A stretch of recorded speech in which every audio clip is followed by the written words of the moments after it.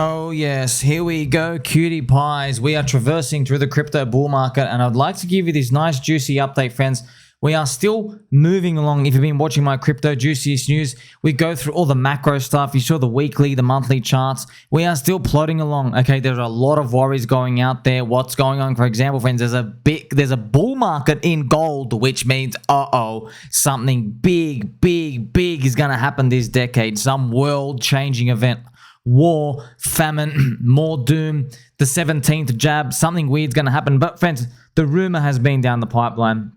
It's either fake alien invasion or it is a giant financial crisis. And the financial crisis makes the most sense. The fake alien invasion, that makes sense too. But I feel like they need a crisis first, the banking crisis. And basically what we're all leading up to, if you're just curious, it's kind of crazy for us.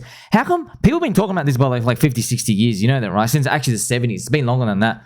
And it's kind of weird how these people have been predicting these world events. So crazy. Now the bug is, what do they have in store for us? Well, look, they're consolidating power to one world government. Pretty much it. But you and me, friends, our lives are so short. We're just like a couple of generations at a time, and then we basically go into dust. Maybe we do the whole loop around, soul goes somewhere, come back, and then you re-emerge as somewhere else. But like, I know a lot of you don't believe it, friends. Go watch some documentaries on past life memories from children, okay? Thousands and thousands of cases. I know, you won't believe it. Go watch it. Go watch it. Children get born at like 3 to 4 years old before they lose memory, and they have past life memories. There's also a famous one of like a Hollywood director, came out as a kid. The kid, by the way, you can look it up, friends. I know it's crazy. It gives you goosebumps already talking. The kid knew the movie, the books. There's like this 3-year-old kid also knew how he died. He died on a farm getting run over by a tractor. You can actually go Wikipedia it up. So there's plenty of our information out there. So it's all moving on to one world government, power, structure, consolidating, and all of these, okay? But friends, we're going to go into meme coins. So, you know, all this stuff going on. I know there's all these undertone things. So you basically skits yourself out.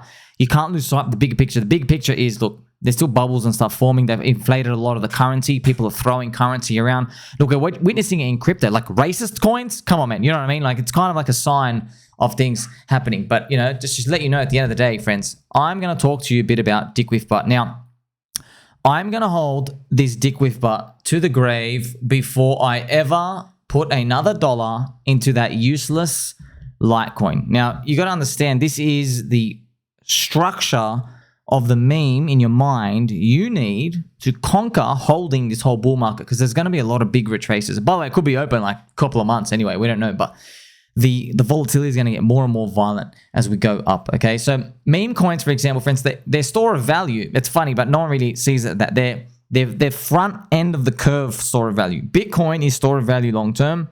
Meme coins are storing something else. Entertainment, fun, community, laughter. They're actually doing that. And it's a culture casino. I heard Rand, shout out to Randy Boo on his show, Crypto Banter, he called it a culture casino. And I'm like, yes, that's exactly what it is. People are betting on culture. And that's pretty much what we're doing, friends. So another way to look at it is like, you know, fashion, people who create like clothes and fashion stuff, they do the same thing. They invest in like a unique way to maybe dress up clothes. Obviously, it's not our interest here. We don't really care. We're in a bull hat. Moo. So they go through this and they hope that they start a trend, right? They're basically just throwing lottery tickets out there. That's what they're doing. They invest like, maybe they're going to invest like 30 grand for this quarter. They're going to hire all these models. They're going to try set a trend. And if they set that trend, like if it hits off and people are like, weird funky hats and this color of palette and stuff, they can end up making millions and millions and millions and millions. It's like a big jackpot lottery for it. That's exactly what we're doing in crypto culture, right? Except we're not doing it with clothes and stuff. We're doing it with digital meme coins, all right? So now we always, I joke here, right?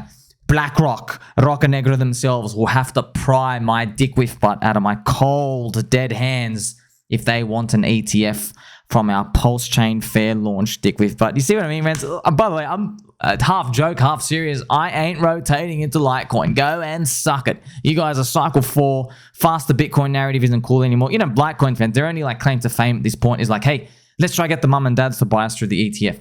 That's why you can see Cycle 1 coins, friends. Look at these fun new memes coming out and popping up out me. A king is born. These are the type of things that excite people. So, look, you can be Ivan on Tech in 2017, coming and looking at this useless stuff and saying, I'm not going to touch it. Okay, good luck. You're going to learn the hard way that legit stuff and real products and working things and buildings and offices and all the things that you think are legit will go up in tandem with meme coins and all the junk. And then in a bull market, guess what? You're going to drop just as hard anyway. And then you're going to learn the lesson the hard way. Go, oh my gosh, why was I buying this junk in the first place? It's not decorrelated at all. Everything's just a function of Bitcoin and Ethereum. So you got to go to where the crowd is excited the most. That's why product market fit in crypto is very important to understand. And I'm going to quickly show you the DickWifButt chart, friends. There's many things to go through. Okay, I'm just showing this. There are many meme coins we can go through, friends. This is nothing. This is like obviously playing around here. You don't have to touch any of these. I don't care. But look, if you look at where Bitcoin is, obviously very sky high. But PulseChain, friends, the spear, it's pulled back into the 21 EMA. You know, I've spoken about this so much. You can't fake this out, man. This is weekly super trend gets flipped. And it's the first pullback into the 21 EMA. It's basically go time. Now, by the way, if it goes up, it can stop here. It can stop up here. It can freaking go up, make a retest, and go up. You don't know. You just know that this is the entry point. So if you're looking for entries, you're sitting on the sidelines, that's pretty much what you're waiting for. There's a bit of concern with combined hex. So this is the total hex, right? So this is eHEX and pHEX. Look how close it is to the weekly super trend. Like it's really close. It's down to 1.35 cents. What's going to happen there? I don't know, man. Hex, it does have an identity crisis. You can see that people coming in, they understand PulseChain, understand pHEX and stuff. With Hex, it's like, what are you? You know, because Ethereum has store of value properties that it is trying to capture from the Bitcoin crowd as people want yield, okay? That's something to think about. And it's kind of like PulseChain and Hex community, it's same community. So people are they're choosing the PulseChain. It's almost like if Bitcoin guys made another coin 10, 15 years ago and it was Ethereum, you would probably see them migrate over. They'd start using it more. They'd start holding more of its gas. So that's something to think about.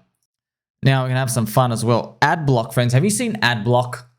Adblock, literally, okay, what they did was 4 times Adblock appeared and tried to get me to donate. And just my instant reaction was like, I'm memeing, move. I'll just click close. But on the 5th attempt, I looked at it.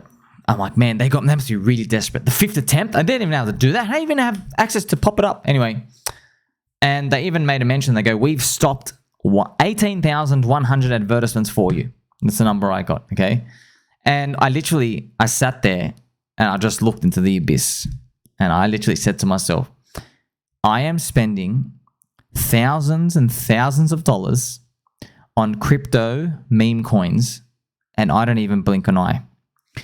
Posting about DickWifButt, Teddy Bear, World's Future Stablecoin, PDI, Tangang, Orange Juice, Land Wolf because of Pepe and the Frog and Donald Trump and all these other things and Bizzo's stuff going up, crazy things, trying to participate in all these meme coin culture things and all these altcoins, what's going on. You don't even think twice, okay? You don't think twice. And they're just asking for like $10. And I'm like, get out of here.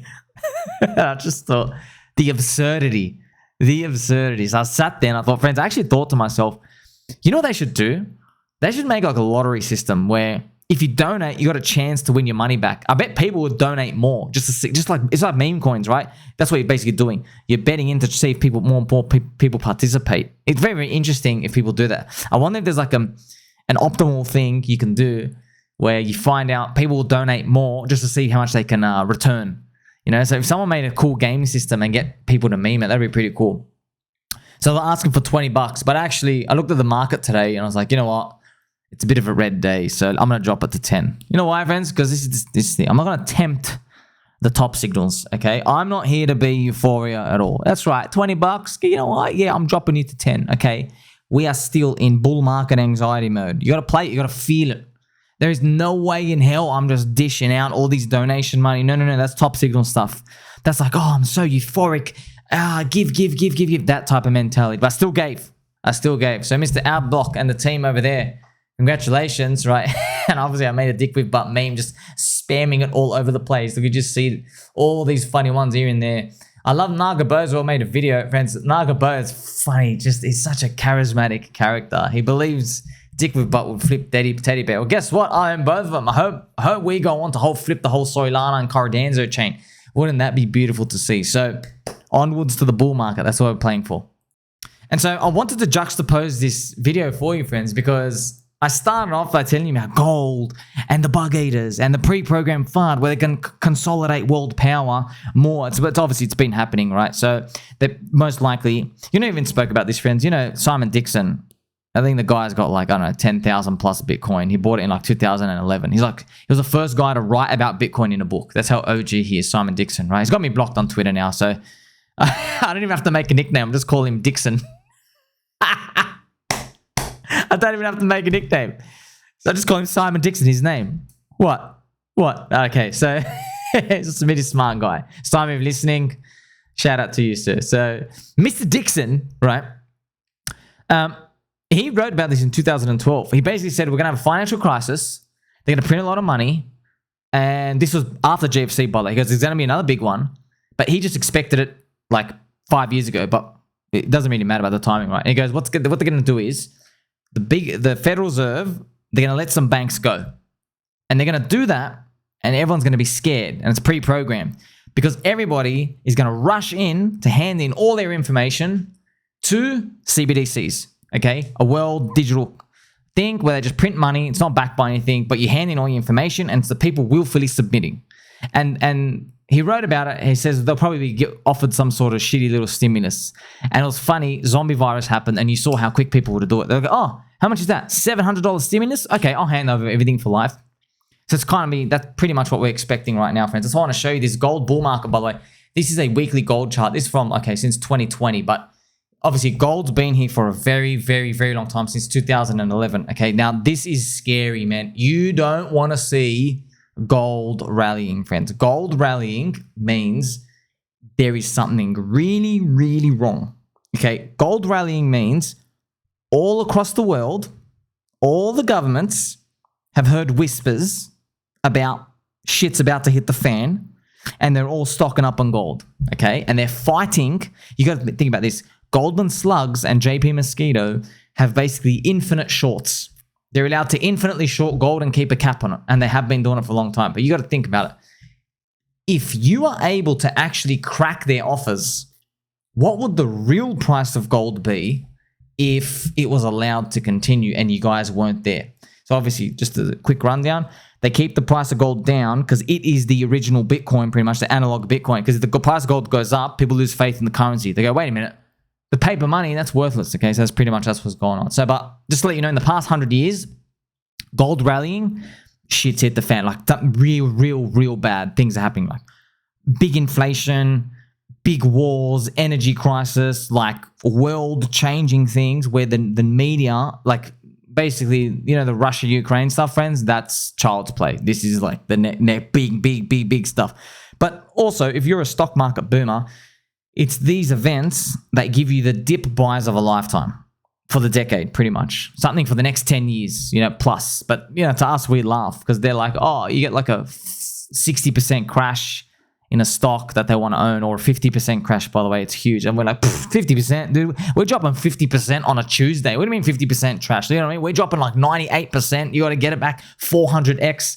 You know what I mean? So it's kind of funny when we think about it. But I just want to assure you that it's going to be like a big financial crisis or war, turbo doom, something, but it's pre-programmed. That's what I want you to know, that it's 100% pre-programmed. Don't think it's some unique thing. I know it's going to be all over the media. The stock market's going to coincide with it, and oil and all these things. But don't worry about it. It's all a bunch of BS. Okay, it's all pre-programmed, and it'll make you probably be convinced that it wasn't pre-programmed. It could be like humans interacting with each other. Okay, so the bug is, friends, it's all about the CBDCs. It's all about consolidating world power. Of course, we know that. Of course, that's pretty much it, because this is the end of fiat currency. We're like, oh, you guys have printed so much money. Stock market's going parabolic. Everything's going parabolic. You guys are blowing out returns. People don't want to store money in the currency anymore. So what they end up doing, friends, is the bug eaters and the rich friends of the families, who I'm not allowed to talk about, like to take me down here, what they'll do is they have plans before. So they know, okay, this thing's got about 1 or 2 decades left. They know that. They know that. It's about 70 years. They know, okay, 20 years beforehand, we got to start doing stuff. And part of doing stuff is they set their cronies out like Roca Negra, and they get to accumulate scarce assets. Now, do you think it's a coincidence that at the end of this fiat life cycle, Roca Negra was accumulating with public-private accounts probably before them in 2022 during the FUD? No, it's not a coincidence, friends. You know what I mean? So They want to accumulate scarce assets. They accumulate houses, obviously the real estate, gold, silver, all this stuff. They accumulate different warehouses and things here and there. It's obviously big stuff, but it's like way beyond what most people can just comprehend. They accumulate digital real estate, or many other things. Okay, accumulate countries. That's what they have to do, because they know at the very, very end there's going to be some sort of blow off. And then what they do is, friends, it's funny. They own the gold. Remember, they're printing money. They own the commodities.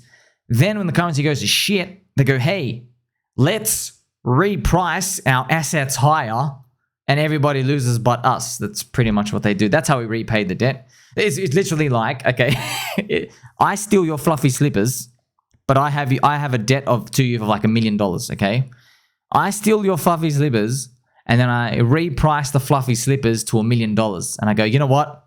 Your debt now is paid. It's literally what the government does. And you can't do anything about it, okay? You can't. Until now. Now, we have crypto.